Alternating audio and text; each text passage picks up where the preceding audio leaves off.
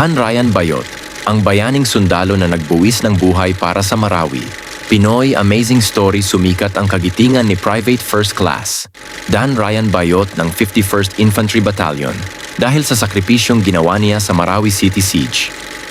Inatasan ang grupo ni Dan na panatilihin ang seguridad ng isang barangay sa nasabing syudad.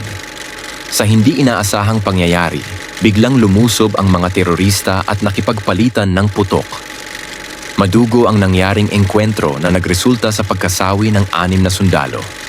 Naipit sa gitna ng labanan at tuluyang nang napalibutan ng mga kalaban si Dan. Bombahin na lang ninyo ang location ko, sir. Ito ang huling hiling ni Dan sa kaniyang mga commanding officer.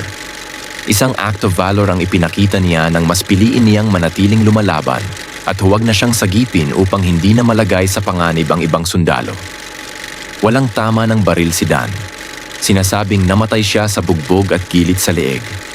Isang tunay na inspirasyon at kwento ng katapangan ang ipinamalas ng mga sundalong lumaban sa Marawi. Saludo!